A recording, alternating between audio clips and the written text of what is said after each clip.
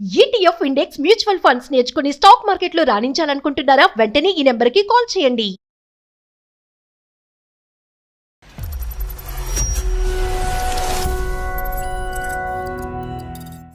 Months నుంచి నన్ను దూరం పెడుతున్నారండి. అసలు నాతో మాట్లాడట్లేదు, చిరాకు పడిపోతున్నారు. గతంలో ఆల్రెడీ ఒక అబ్బాయిని లవ్ చేశాను. నేను అన్ని తనకి చెప్తే నేను పెళ్లి చేసుకున్నాను. అతనికి పెళ్లి అయిందమ్మా? అతనికి ఇంకా పెళ్లి కాలేదండి. ఏమ్మా, ఏం చేసుకోడా? నేనైతే ఏం అడగలేదు. హలో, అండి మీరెవరు? నేను నిరుపమ, సుమన్ టీవీ అందమైన జీవితం కార్యక్రమం నుంచి కాల్ చేస్తున్నానండి. సుమన్ టీవీ వాళ్ళకి నాతో ఏం పని? మీ వైఫ్ పవిత్ర ఉన్నారు కదా, దానికి సిగ్గులేని పని చేసేది మళ్ళీ మిమ్మల్ని హలో, మీరు అలాంటి మాటలు మాట్లాడేంత మీకు రైట్స్ అయితే లేవు. ఏం తెలుసా?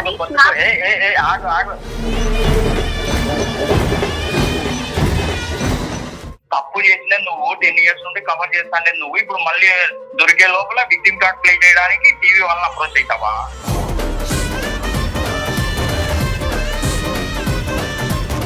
నువ్వు ఫోన్ ఎత్తుతూనే మీ ఆవిడ్ని నానా బూతులు తిడుతున్నావు. మరి 2 నెలలు బట్టి ఇంత కోపం కసి అంతా మనసులో పెట్టుకుని అలాగే ఉన్నావు ఇంట్లో? నా ముగ్గురికి ఏం చేత కావలేదు, అందుకే నేనే సంపాదిస్తాను.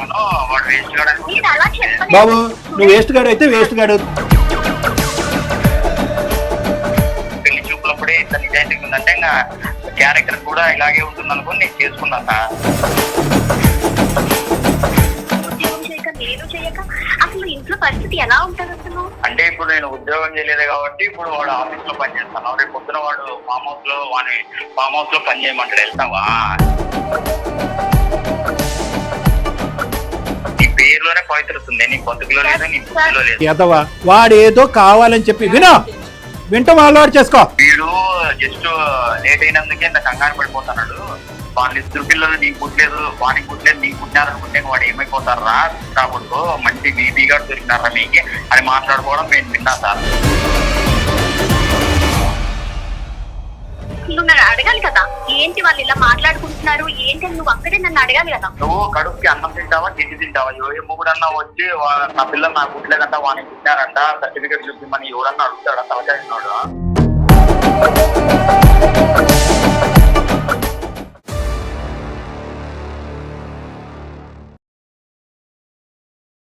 సుమన్ టీవీ అందమైన జీవితం కార్యక్రమానికి స్వాగతం. ప్రస్తుతం మనతో పాటు ఉన్నారు ప్రముఖ సైకియాట్రిస్ట్ డాక్టర్ కళ్యాణ్ చక్రవర్తి గారు. డాక్టర్ గారు నమస్తే. నమస్తే మేడం. సార్, ఇప్పుడు మనకు వచ్చినటువంటి మెయిల్లో మేము పిక్ చేసింది ఏంటి అంటే, ఒక భార్యాభర్తలు 10 ఏళ్ల నుంచి హ్యాపీగా లైఫ్ లీడ్ చేస్తున్నారు. సడన్ గా వాళ్ళ జీవితంలో ఒక సునామీ లాగా మేడం మాటలు లేవు ఇద్దరి మధ్యన. అసలు ఏం జరిగిందో అర్థం కావట్లేదు ఆవిడకు. అసలు కన్ఫ్యూజన్ స్టేటస్ లో మనకు మెయిల్ చేసి ఈ మధ్యనే. సో ఒక్కసారి ఆమెతో మాట్లాడదాం. మాట్లాడండి మేడం, తప్పకుండా. ఆమె పేరు వచ్చేసి పవిత్ర. పవిత్ర గారు. ఓకే మేడం, ఒకసారి కాల్ చేద్దాం. తప్పకుండా. హలో హలో, అమ్మ పవిత్ర గారేనా? అవునండి, మీరెవరు? నేను నిరుపమ, సుమన్ టీవీ అందమైన జీవితం కార్యక్రమం నుంచి కాల్ చేస్తున్నానమ్మా. మీరు మెయిల్ చేశారు కదా మాకు. అవునండి. మనతో పాటు డాక్టర్ కళ్యాణ్ చక్రవర్తి గారు కూడా ఉన్నారు. అసలు ఏం జరిగింది, ఎందుకు మీ జీవితంలో ఇలాంటి మార్పు వచ్చింది, అవన్నీ డీటెయిల్డ్ గా ఒక్కసారి చెప్తే దానికి పరిష్కార మార్గాన్ని కూడా డాక్టర్ గారు సూచిస్తారమ్మా. నమస్తే. నమస్తే పవిత్ర, చెప్పమ్మా. చాలా థ్యాంక్స్ అండి, నా మెయిల్ చూసి రెస్పాండ్ అయినందుకు చాలా థ్యాంక్స్ అండి. పర్లేదమ్మా, చెప్పమ్మా. పెళ్ళయి 10 సంవత్సరాలు అవుతుంది. నాకు 2 పిల్లలండి. అసలు ప్రాబ్లం ఏంటంటే మా హస్బెండ్ ఒక 2 months నుంచి నన్ను దూరం పెడుతున్నారండి. అసలు నాతో మాట్లాడట్లేదు, చిరాకు పడిపోతున్నారు. అసలు ఏం జరిగిందో అడుగుతుంటే అసలు చెప్పట్లేదండి. నాకు చాలా బాధగా అనిపిస్తుంది అసలు. అందుకని మీరు కలుపుతారని చెప్పేసి మీకు కొన్ని వివరాలు చెప్పమ్మా. పెళ్ళైన సందర్భం, అరేంజ్డ్ మ్యారేజా, లవ్ మ్యారేజా, జాయింట్ ఫ్యామిలీయా, న్యూక్లియరా?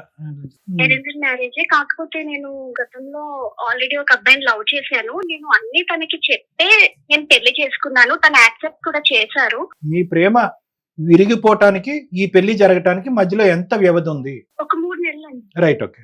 సో ఇదంతా ఎప్పుడు చెప్పారు మీ వారికి? మీరు ముందే చెప్పాను అంటే పెళ్లికి ముందే మీరు మాట్లాడుకున్నప్పుడు? అమ్మా, మాకు పెళ్లి చూపులు పెళ్లిచూపులు జరిగే టైంలోనే ఆల్రెడీ మొత్తం తనతో నేను కొంచెం పర్సనల్ గా మాట్లాడి మొత్తం నా స్టోరీ అంతా ఇలా చెప్పాను. సో ఆయన కూడా యాక్సెప్ట్ చేశారండి. యాక్సెప్ట్ చేశారు. యాక్సెప్ట్ చేసిన తర్వాత ఓకే మేబీ 10 years లో మాకు ఒక్క ప్రాబ్లం కూడా లేదు, మాకు 2 పిల్లలు, సో చాలా బాగా ఉన్నామండి. కానీ ఇప్పుడే సడన్ గా ఎందుకు ఒక 2 నెలల నుంచి ఆయన అసలు నాతో సరిగ్గా ఉండట్లేదు. ఏమైంది? ఏం చేస్తూ ఉంటారా మాత్రం? ప్రెసెంట్ అయితే నేనే జాబ్ చేస్తున్నానండి, ఆయన ఖాళీగానే ఉంటున్నారు. అదేంటమ్మా? కొంచెం కరోనాలో చిన్న ప్రాబ్లం రావడం వల్ల తన జాబ్ చిన్న ఇష్యూలో ఉంది, సో తన ఇంట్లోనే ఉంటున్నారు. మీరేంటమ్మా చేసేది? నేను సాఫ్ట్వేర్ అండి. మరి ఐటీ జాబ్ చేస్తున్నారు, మరి సరిపోతుందా మనీ ఇంటి పిల్లల చదువుల గురించి కానీ ఇలాంటి వాటికి? అంటే సరిపోదు, కానీ తప్పదు కదండి జాబ్ చేయాలి అని Right, చెప్పి right, సో right. నేనే పిల్లల్ని చూసుకుంటూ మరి ఆయన ఏదైనా ఎందుకు చేయాలని చూసుకోవచ్చు కదా? చేస్తున్నాను. పవిత్ర గారు, మరి మేడం మీ హస్బెండ్ ఎందుకు చూసుకోవచ్చు కదా, జాబ్ దొరుకుతుంది కదా, ఆయన ఎడ్యుకేటెడ్. అంతకుముందు ఏం జాబ్ చేశారు వాళ్ళు? ఆయన కూడా సాఫ్ట్వేరేనండి. మరి సాఫ్ట్వేర్ దొరుకుతాయి కదా ఈజీగానే, ఎందుకు చేసుకోవట్లేదు? అంటే ఎందుకు చూడట్లేదు ఆయన? అంటే యాక్చువల్లీ తను కొన్ని జాబ్స్ అయితే చూసుకున్నారండి, తనకి అసలు నచ్చక వదిలేశారు. బిజినెస్ చేసుకుందామనే ఐడియాలోని తను చూసుకోవట్లేదు. కొన్ని బిజినెస్ కూడా పెట్టారు, కానీ లాస్ లో నడుస్తుందని చెప్పేసి అవి కూడా వదిలేసి ఖాళీగా ఉంటున్నారండి. కాదమ్మా, అంటే మనిషి వ్యక్తిత్వం ఎలాంటిదమ్మా? మంచి వ్యక్తి అతను అంటే? తను చాలా మంచి వాళ్ళండి. నాతో కూడా అసలు ఇప్పటి వరకు ఒక ప్రాబ్లం కూడా లేదు. ఇప్పటి వరకు కూడా అసలు ప్రాబ్లం లేదు, చాలా బాగా ఉన్నాం. ఒక 2 నెలల నుంచి కొంచెం అసలు మాట్లాడట్లేదు. అసలు ఏం జరిగింది అని నేను అడుగుతున్నాను, అసలు ఆయన ఏం చెప్పట్లేదు. ఇద్దరి మధ్యన గొడవ అవటం గానీ? గొడవ లేదండి, సడన్ గా మానేశారు మాట్లాడడం. సో ఇదేమి over a period of time మాటలలో తగ్గటం కాదు, కానీ ఒకనొక సందర్భంలో ఒక రోజు కట్ అయిపోయింది కమ్యూనికేషన్. అవునండి, సడన్ గానే. నేను ఈవినింగ్ ఆఫీస్ నుంచి వచ్చాను ఒక 2 months బ్యాక్. అప్పటి నుంచి ఎందుకు చాలా డల్ గా కనిపించారు ఒక రోజంతా. నేను ఎందుకు డల్ గా ఉన్నారు అని చెప్పేసి అడిగాను. అప్పటి నుంచి కూడా అసలు మాట్లాడడం లేదు. ఇది కాకుండా ఇంకేమన్నా ఉందమ్మా? అంటే మిగతా అన్ని అంశాల్లో మీతో హ్యాపీయే కదా అతను? పిల్లల్ని చూసుకోవటం, వంట వార్పు, ఇల్లు పని, ఇంటి పని చేయటం, ఇవన్నీ కూడా అవన్నీ మీరే చూసుకుంటారా? అతను ఏమైనా హెల్ప్ చేస్తూ ఉంటాడా? ఖాళీగానే ఉన్నాడు? హెల్ప్ చేస్తారండి, ఇద్దరం కలిపే ఇంట్లో వర్క్స్ అన్ని ఇద్దరం కలిపే చేసుకుంటాము. కానీ ఆ చేసే టైంలో కూడా నాతో మాట్లాడడం లేదు. మీకేమన్నా మీ పాస్ట్ గురించి మళ్ళీ ఆ అబ్బాయితో, ఆ పాస్ట్ కి సంబంధించినటువంటి అబ్బాయితో మీరు ఈ మధ్యకాలంలో మళ్ళీ ఏమైనా మాట్లాడటం, మెసేజ్ పంపించడం ఇలా ఏమైనా జరిగినాయా? లేదా అతను గాని పంపించడం మీకు? లేదంటే అతను అటు నుంచి గానీ? యాక్చువల్లీ చెప్పాలంటే నేను ఎక్కడైతే వర్క్ చేస్తున్నానో అతను కూడా అక్కడే వర్క్ చేస్తున్నారు. కానీ ఆ విషయం అయితే మా హస్బెండ్ కి అయితే తెలియదండి, చెప్పేంత అవకాశం కూడా లేదు. నేను తనతో అసలు కాంటాక్ట్ లో కూడా లేను. సో అబ్బాయి ఎలాగమ్మా అంత కోఇన్సిడెన్స్ ఎలా అయిందమ్మా? ఒకే కంపెనీలో ఎంతకాలం బట్టి మీరిద్దరు అదే కంపెనీలో ఉన్నారు?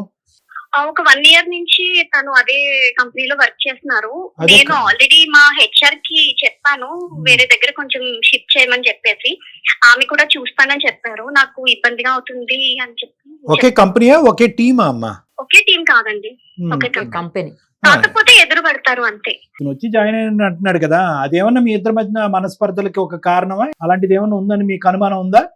అసలు లేదండి. అసలు ఎందుకు నేను ఆ మాట అన్నాను అంటే కనుక, ఇప్పటి వరకు మీరు చెప్పినటువంటి అన్ని పాయింట్స్ లో సవ్యంగా, సానుకూలంగా, సంతోషంగా గడిచినటువంటి ఈ ప్రయాణంలో ఒక 10 సంవత్సరాల పాటు మీ పెళ్ళిలో ఇప్పటికొచ్చి ఏ ప్రాబ్లము లేదు. ఓన్లీ ప్రాబ్లం ఏంటంటే కరోనా టైంలో మీ భర్త గారు ఉద్యోగం పోగొట్టుకోవటం, అక్కడి నుంచి ఖాళీగా ఉండటం, ఈ వ్యాపారం ఆ వ్యాపారం చెప్పటం, ఏది కలిసి రాకపోవటం, కేవలం ఒక 2 months బట్టే అతను మీతో దూరంగా ఉండటం, మాట్లాడకపోవటం అనేటటువంటి జరిగింది. దానికి ఒక ఎడిషనల్ పాయింట్ మీరు ఏమని చెప్పారంటే 1 year బ్యాక్ ఒక కోఇన్సిడెన్స్ రూపాన అబ్బాయి ఎక్స్ మీ లవర్ ఎవరైతే ఉన్నాడో అతను వచ్చి ఈ కంపెనీలో జాయిన్ అవటం అనేది జరిగింది. అది కూడా మీరు హెచ్ఆర్కి వెళ్ళారు, చెప్పారు. హెచ్ఆర్ పెద్ద స్పందించలేదు, అతన్ని మమ్మల్ని దూరంగా వేయండి అంటే వాళ్ళు స్పందించలేదు. అదంతా ఒక ఎత్తు. కానీ ఈ అంశం ఇప్పటి వరకు మీ వారికైతే మీరు చెప్పలేదు. అతని మనసులో ఈ కారణం చేత మాట్లాడకుండా అతను దూరం పెడుతున్నాడు అనేటటువంటి ఆలోచన లేదు అనేది కూడా మీరు చెప్పగలుగుతున్నారు కదా? అవునండి. అంటే ఈ విషయం నేను ఒకవేళ మా హస్బెండ్ కి చెప్తే తనేదైనా తప్పుగా అపార్థం చేసుకుంటారు, ఆఫీస్ మానేమంటారు. ఇప్పుడు మానేస్తే ఇప్పుడు తనకి జాబ్ లేక, నాకు జాబ్ లేక, అసలు పిల్లలు స్కూల్స్ అవన్నీ చాలా ప్రాబ్లమ్స్, ఫుడ్ కూడా ఇబ్బంది అయిపోతుంది అని చెప్పేసి నేను అతనికి చెప్పకుండా HR కి ఇలా మెయిల్ పెట్టాను. అది పాయింటేనమ్మా, అది పాయింటే. కానీ నేను ఎలా అంటున్నానంటే, మీరు చెప్పటం వల్ల వచ్చేటటువంటి సమస్య ఒకటి అని అనుకుంటే, మీరు చెప్పకపోగా వేరే చోట నుంచి వచ్చి అతనికి తెలిస్తే కనుక అది ఇంకో సమస్య అనేది కూడా మీరు, అంటే 2 సమస్యలే, కానీ అది పెద్ద సమస్య అవుతుందేమో అనేది మీరు ఒకసారి గమనంలో పెట్టుకోండి. ఇది ఒకటి. రెండో ప్రశ్న, అతనికి పెళ్లి అయిందమ్మా? అతనికి ఇంకా పెళ్లి కాలేదండి. ఏమ్మా ఏం చేసుకోడా?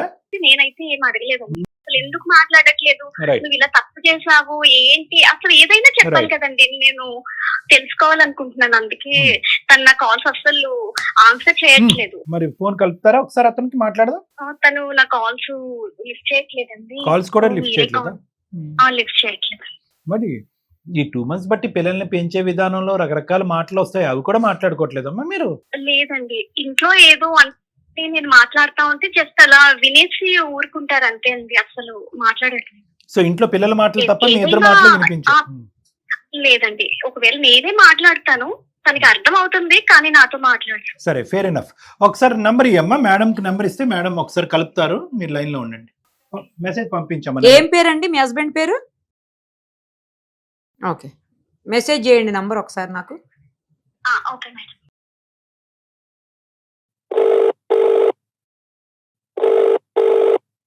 హలో హలో, అండి, మీరెవరు?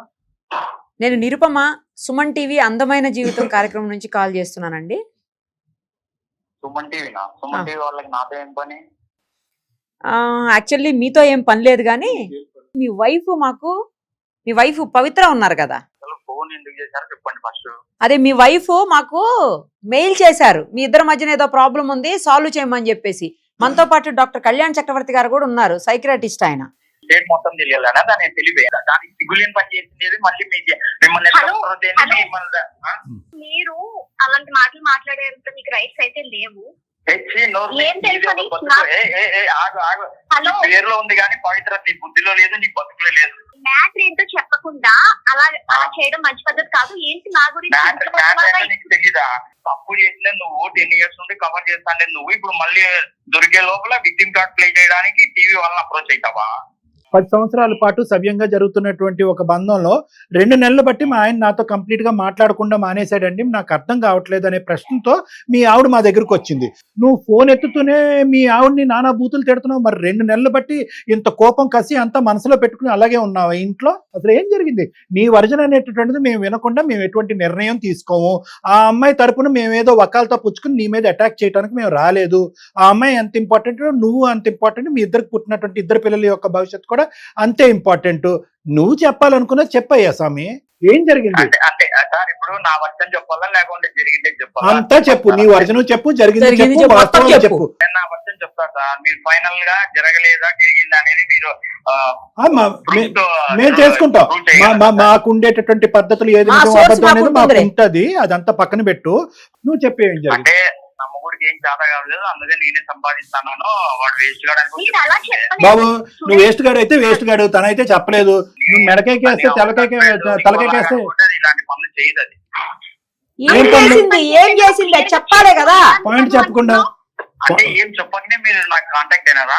నీతో అబద్ధం ఏం ఆడవలసిన జరగలేదని చెప్తోంది. నీతో అబద్ధం ఆడవలసిన అవసరం ఏమీ లేదు మాకు. ఆ అమ్మాయి మాకేదో చెప్పు. న్యూట్రల్ గా నా ప్రాబ్లం చెప్తా వినండి. చెప్పండి. ఆ మాది అరేంజ్డ్ మ్యారేజ్ సార్. అవును. అది పెళ్లి చేసుకున్నప్పుడు ఇంకా చదువుకుండేది. నాతో ఏమని చెప్పింది, మంచి సంబంధం అని పెళ్లి చేస్తానండి, లవ్ అయిపోయి అయింది కానీ ఇప్పుడు లేదు, బ్రేకప్ అయ్యి 6 months అయిందా అని చెప్పింది. నాకు అది బ్రేకప్ అయిందో లేదో కూడా నాకు మనకు తెలియదు. తెలియదు. ఓకే. నిజాయితీగా చెప్పే లోపల నేను నమ్మిన, అబ్బా పెళ్లి చూపులప్పుడే ఇంత నిజాయితీగా ఉందంటే ఇంకా క్యారెక్టర్ కూడా ఇలాగే ఉంటుంది అనుకుని నేను చేసుకున్నా సార్.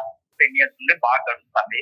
నేను కూడా ఏ విషయాలు ఏం పట్టించుకోలేదు. నాకు కూడా ఏదో ఓన్ గా బిజినెస్ చేసుకుందామని జాబులు మానేస్తాను. నేను ఎందుకంటే ఒకరి కింద పని చేసే మెంటాలిటీ కాదు నాది. ఓన్ గా ఇది అవుతామని నేను ట్రై చేశాను, ఫెయిల్యూర్ అయినాను, వదిలేశాను. ఇప్పుడు ఏదో కొత్త ఓన్ గా స్టార్ట్అప్ స్టార్ట్ చేద్దామని దాని ఆ ప్రాసెస్ లో ఉన్నాగా ఆఫీస్ పోయినప్పుడు నాకు ఒక భరించలేని నిజం తెలిసింది. అంటే దాని క్యారెక్టర్ ఏంటనే నాకు తెలిసింది సార్.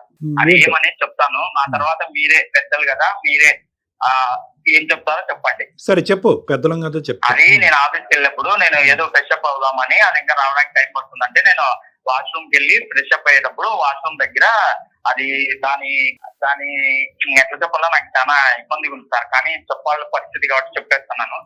చెప్పడానికి రావడం లేదు సార్ అది చేసిన పని.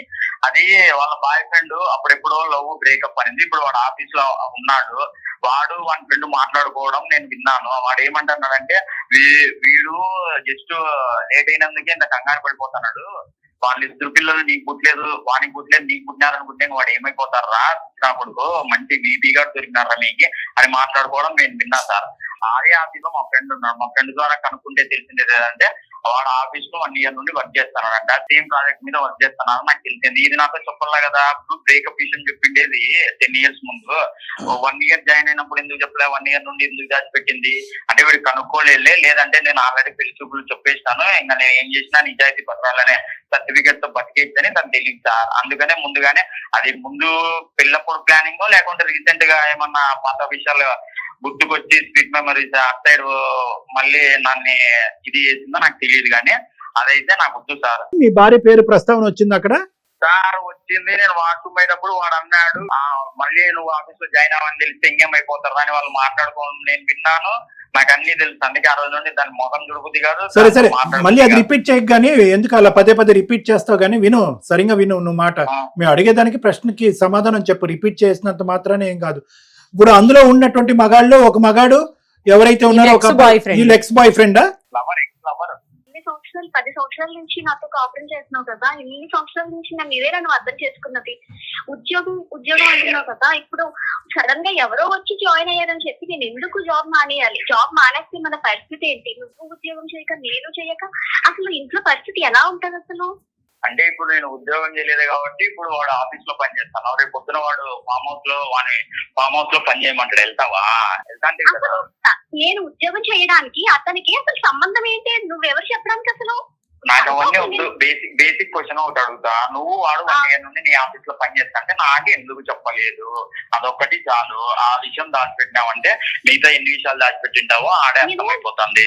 చెప్పేది విను, నేను దాచిపెట్టడం అయితే నిజమే, కానీ నీకు చెప్తే నువ్వు వెంటనే ఉద్యోగం మానేమంటావు. ఉద్యోగం మానేస్తే అసలు ఎలా ఉంటుందో చెప్పమని పరిస్థితి ఏంటి? పిల్లలు ఉన్నారు, స్కూల్స్ అన్ని ఉన్నాయి కదా, అన్ని అర్థం చేసుకొని నేను అసలు నీకు చెప్పలేదు. నేను ఆల్రెడీ HR కి మెయిల్ పెట్టుకున్నాను, నేను ఆల్రెడీ నాకు వేరే దగ్గర ఆల్రెడీ షిఫ్ట్ చేయమని చెప్పేసి నేను అడిగాను. కావాలంటే ఒకసారి మా HR ని వెళ్ళి అడుగు. అన్ని వదిలిపెట్టండి. ఇప్పుడు పిల్లలు వాడు అంత కరాకండి చెప్తున్నాడు, నీకు పుట్టలేదంటే ఏమైపోతారా అని. ఎంత తెలుస్తాయి వానికి? హలో, ఎవరు చెప్పారు నీకు? నీకు ఎవరు చెప్పారు? చెప్తాడు. ఎక్స్లా వాళ్ళతో మాట్లాడటం విన్నాను నేను. ఏం విన్నావు చెప్పు. వాడు లేట్ అయినందుకే అంత ఇదైపోతుంటే ఆ 2 పిల్లలు వానికి పుట్టలేదు నీకు పుట్టినారంటే వాడు ఏమైపోతారు అని మాట్లాడుకోవడం నా చెవులతో విన్నాను. నువ్వు నన్ను అడగాలి కదా, ఏంటి వాళ్ళు ఇలా మాట్లాడుకుంటున్నారు ఏంటి? నువ్వు అక్కడే నన్ను అడగాలి కదా, ఆ పార్టీ జరుగుతున్నప్పుడు అడగాలి కదా. నువ్వు కడుపుకి అన్నం తింటావా, తిండి తింటావా? ఏ మొగుడన్నా వచ్చి నా పిల్లలు నాకు పుట్టలేదంట, వానికి పుట్టినారంట, సర్టిఫికేట్ చూపించమని ఎవరన్నా అడుగుతాడా? తలకాయ ఉన్నాడు అడుగుతాడా? DNA టెస్ట్ చేపిస్తే ఇద్దరికి డౌట్ క్లియర్ అయ్యింది. 2 సంవత్సరాల్లో ఇన్ని సంవత్సరాల్లో నీకు ఎక్కడైనా ఒక్కసారైనా డౌట్ వచ్చిందా? నువ్వు మా ఆఫీస్ కు వచ్చావు కాబట్టి నువ్వు ఇలా మాట్లాడుతున్నావు. ఇన్ని సంవత్సరాల్లో నీకు రాలేంది ఎవరు? అమ్మా ఒకసారి పవిత్ర నేను ఒక 2 ప్రశ్నలు నిన్ను అడుగుతానమ్మా.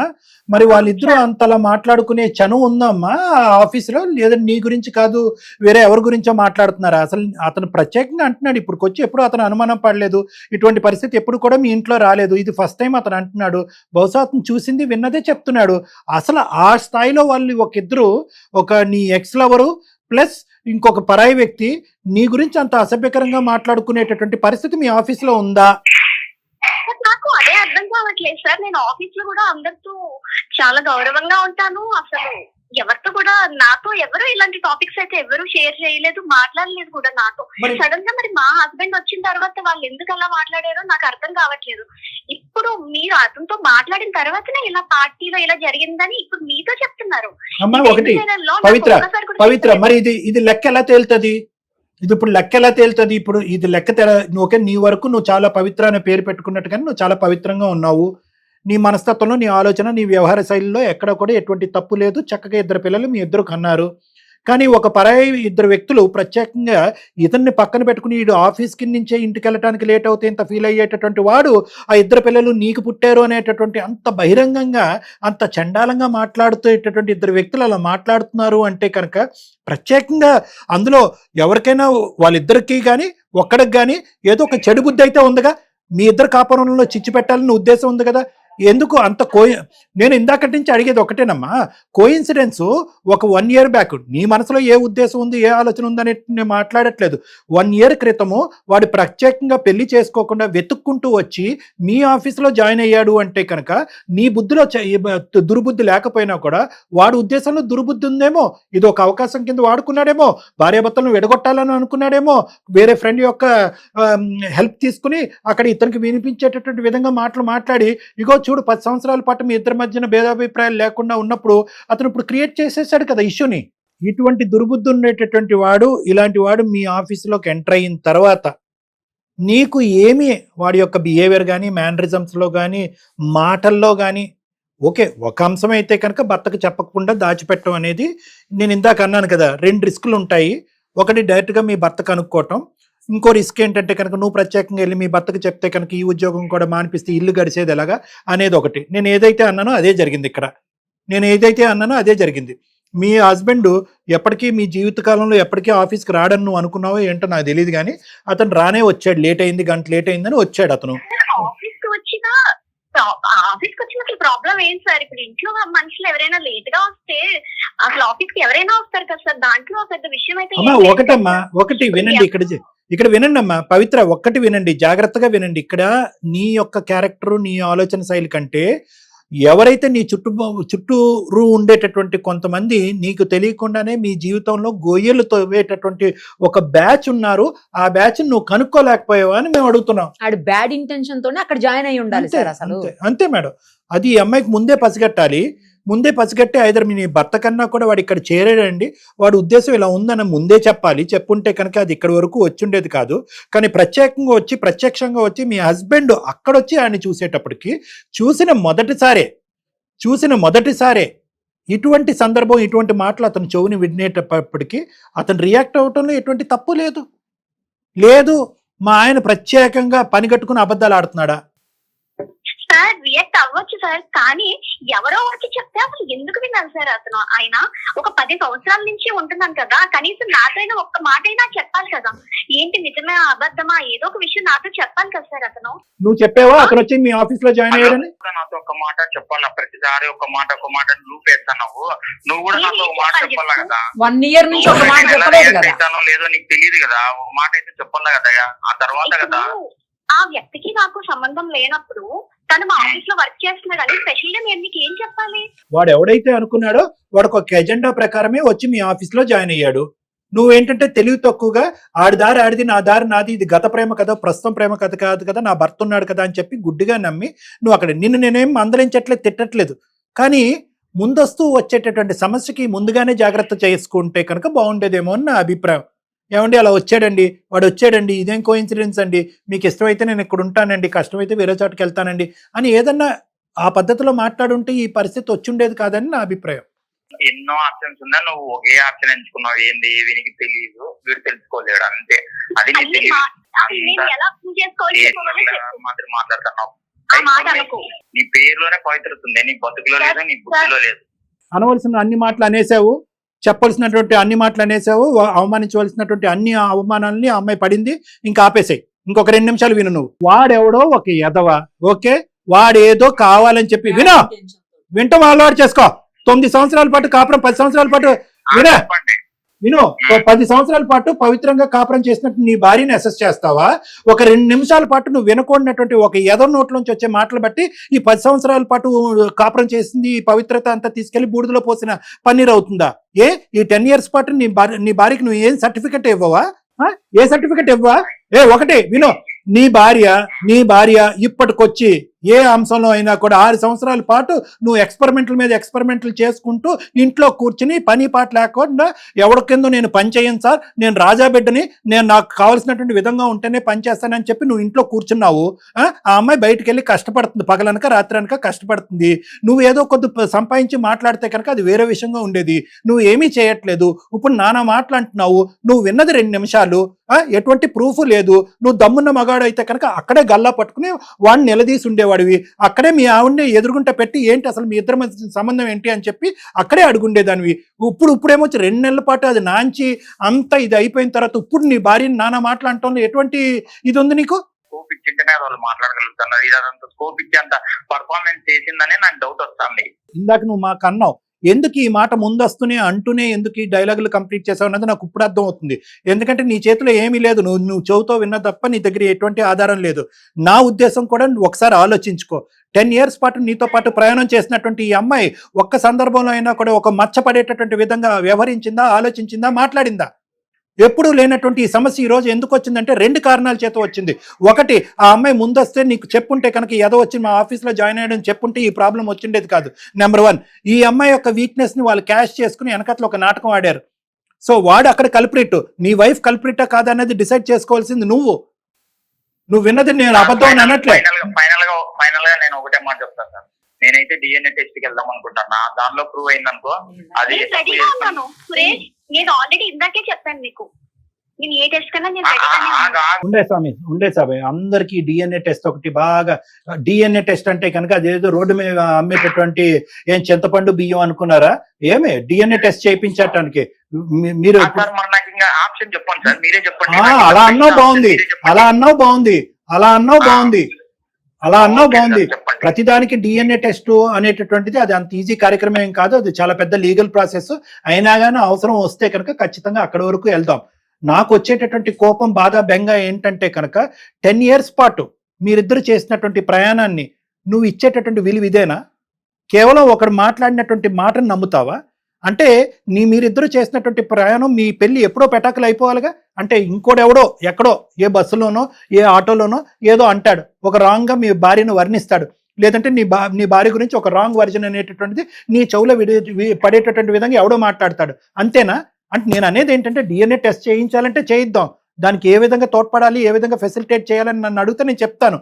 అది కాదు, దానికంటే ముందు మనసా వాచా కర్మ, మనస్ఫూర్తిగా నువ్వు ప్రేమించి పెళ్లి చేసుకున్నటువంటి ఒక భార్య, నమ్మకంగా చేసినటువంటి ఒక 10 సంవత్సరాల ప్రయాణం, ఇష్టపడి పెళ్లి చేసుకున్నట్టు మీరిద్దరు 6 సంవత్సరాల పాటు నువ్వు ఏ సద్యోగం చేయకపోయినా, ఇంట్లో కూర్చున్నా కూడా ఉద్యోగం చేసేటటువంటి ప్రయత్నం చేయకపోయినా, పెట్టేటటువంటి ఎక్స్పెరిమెంటల్గా బిజినెస్లు పెట్టి నష్టం వచ్చినా కూడా ఆ నష్టం అమ్మాయి భాగం పంచుకుని ఉందే గానీ నువ్వు వెళ్ళి బయటకు వెళ్ళి పనిచేసి 4 పైసలు సంపాదించు అని చెప్పి నీ మీద ఒత్తిడి పెట్టినటువంటి ఒక భార్యకి ఈరోజు నువ్వు ఇచ్చే విలువ ఇంతేనా?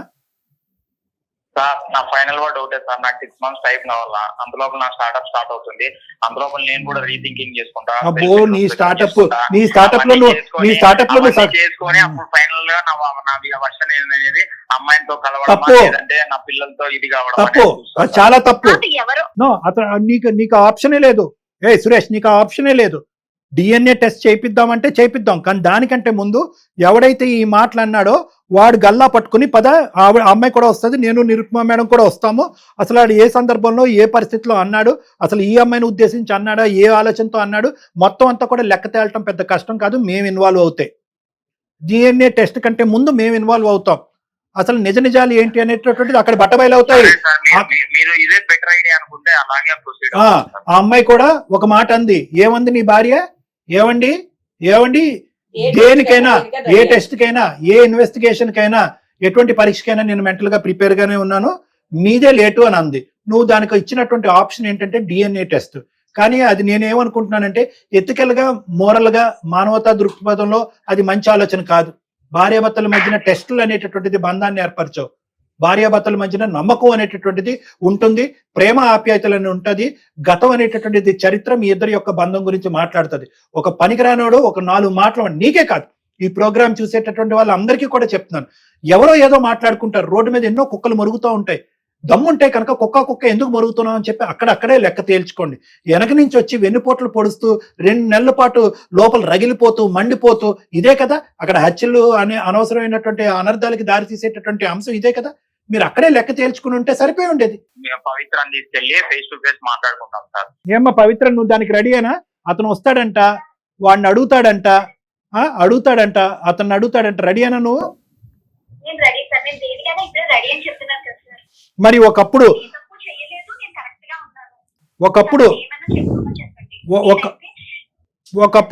వాడు కావాలనే మాట్లాడాడు, మీ ఇద్దరి మధ్యన ఏదో చిచ్చు పెట్టడానికే వాడు మాట్లాడాడు, వాడు ఒక దురుద్దేశంతో వచ్చి మీ ఆఫీస్లో జాయిన్ అయ్యాడని తెలిస్తే కనుక నువ్వు వెంటనే అక్కడ ఉన్నటువంటి జాబ్కి రిజైన్ చేసి ఇంకో చోటుకి వెళ్ళడానికి రెడీయేనా? లేదంటే హెచ్ఆర్కి లేదంటే నేనెందుకు నా జీవితాన్ని రిస్క్లో పెట్టాలి అనుకుంటే కనుక జరిగినటువంటి దాని అంతరికి మేము సాక్ష్యంగా ఉంటాము. ఇన్ రైటింగ్ నువ్వు మీ హెచ్ఆర్ వాళ్ళకి రిపోర్ట్ చేయి, వీడు ఇలా అబ్యూస్ చేస్తున్నాడు, ఇలా ప్రాబ్లం క్రియేట్ చేస్తున్నాడు, నువ్వు రాయి, మేము కూడా దానికి సపోర్టింగ్గా ఉంటాం. వాడిని అక్కడి నుంచి ఉద్యోగంలో తీసేసేటటువంటి విధంగా మనం ప్రయత్నం చేద్దాం. సరే సార్, సపోర్ట్ గా ఉంటుందంటే చెప్తాను. అది అక్కడ కూడా నీకు క్లారిటీ రాలేదు అని అనుకుంటే కనుక నువ్వు అన్నట్టుగా ఏదైతే టెస్ట్ ఉందో దాన్ని కూడా మనం ఫెసిలిటేట్ చేద్దాం. But that should always be the last option. Okay sir, day to time fix చేసి ప్రొసీడ్ అవుతాం సార్. అందుకే దయచేసి నువ్వు 6 నెలలు టైం పెట్టాను, స్టార్ట్అప్ పెట్టి సెటప్ పెడతాను, ఇవన్నీ వేరే విషయం. ఫస్ట్ నాకు ముఖ్యమైనటువంటి అంశం ఏంటంటే మీ పర్సనల్ లైఫ్. నువ్వు స్టార్ట్అప్ పెడతావు, బిజినెస్ పెడతావు, ఎంత ఖర్చు పెట్టి ఎంత తగలడతావు అనేది నీ యొక్క ఆలోచన శైలి, దాంట్లోకి నేను జోక్యం చేసుకోవట్లేదు. కానీ ఈడు జోడుగా ఉండటము, ఇద్దరు కలిసిమెలిసి ప్రయాణం చేయటము, మీ స్టార్టప్లో ఆ అమ్మాయి కూడా ఒక భాగస్వామి అవటము, దాని పరంగా ఆ అమ్మాయి హెల్ప్ చేయటము, ఆ అమ్మాయి వచ్చేసేటటువంటి వృత్తిలో మీరు మానసికంగా సపోర్ట్ ఇవ్వటము, ఇద్దరు చక్కగా ఆ పిల్లల్ని చూసుకోవటం అనేది ప్రధానమైన అంశం. ఇంటికంటే పిల్లలు సార్ ఇంపార్టెంట్. పిల్లలు నలిగిపోతున్నారు 2 నెలలు బట్టి. ఎస్, ఓకేనా? Okay sir. రైట్. ఓకే. ఏమ్మా పవిత్ర గారు ఓకేనా? ఓకే అండి. ఓకే, మీరు మాట్లాడండి. అక్కడ జరిగినటువంటి ఫలితం ఏమైందో ఆడితో మాట్లాడిన తర్వాత ఏం రిజల్ట్ వచ్చిందన్నది మాకు చెప్పండి. దాన్ని బట్టి నెక్స్ట్ స్టెప్స్ ప్రొసీడ్ అవుదాం. Okay, thank you. Right, thank you. Thank you. ఇతనికి ఏంటంటే మేడం, బేసికలీ ఓకే, అమ్మాయి చేసింది ఒక తప్పు మేడం. ఏంటంటే వాట్ ఎవర్ ఇట్ ఈస్ చెప్పేస్తే అయిపోయేది. ట్రాన్స్పరెన్సీ. వాడెవడో అయితే కనుక అది వేరే విషయం. హీజ్ ఎక్స్ ఆల్రెడీ అతనికి ముందు చెప్పింది. ఇప్పుడు ఎలా అయింది? 50% అమ్మాయి అప్పుడు చెప్పింది, మిగతా 50% దాచినట్టు అయిపోయింది. అంటే వాడు అసలు ఈ కంపెనీలో జాయిన్ అవ్వకపోయిందంటే వేరే ఉండేది, అసలు అవసరమే లేదు. ఇక్కడేం జాయిన్ అవటము, వాడు ఎందుకు వచ్చాడు అనేది ఎవరికన్నా ఆలోచన వస్తుంది. ఇన్ని 100 కంపెనీల్లో ఎందుకు? సరే, కోఇన్సిడెన్స్ అనుకుందాం. ఇటువంటి కోఇన్సిడెన్స్ అయిపోయింది మా ఇంట్లో అని చెప్పి జోక్గా అమ్మాయి భర్తకు చెప్పినా సరిపోయి ఉండేది. అవును, జోక్గా చెప్పినా అట్లీస్ట్ ఫ్యాక్ట్స్ గానే ఉన్నాయి, ఒక ఇన్ఫర్మేషన్ వెళ్ళినట్టు ట్రాన్స్పరెంట్ గా ఉన్నదని. అది నెంబర్ 1. నెంబర్ 2 ఏంటంటే కనుక ఇతను విన్నది ఏమి పిచ్చి మాటలు కాదు. వాడు అనే ఉంటాడు, ఈ అమ్మాయిని ఉద్దేశించి అన్నాడో ఏమన్నాడో నాకు తెలియదు కానీ అనే ఉంటాడు. వాడు ఉద్దేశం అనేటటువంటిది ఇప్పుడు వరకు సంవత్సరం టైంలో ఈ అమ్మాయి కనిపెట్టలేకపోయింది. వచ్చినటువంటి 10 నిమిషాల్లో అతను చూసినటువంటి దాంట్లో ఆ ఉద్దేశం కనిపించింది. ఇప్పుడు సో ఆ అమ్మాయి ఒక రిస్క్ ఏరియాలో ఉంది, ఒక డేంజరస్ పర్సన్ ఆ అమ్మాయి చుట్టూనే తిరుగుతున్నాడు. సో కాబట్టి మనం ఇలా డిస్కస్ చేసుకోవటం వల్ల ఏంటంటే వీళ్ళు వెళ్ళి వాడిని ప్రశ్నించటము, వాడిని అక్కడి నుంచి ఉద్యోగంలో రిమూవ్ చేయటము, అప్పుడు వీళ్ళిద్దరూ హ్యాపీగా ప్రయాణం చేయటం అనేది జరుగుతుంది.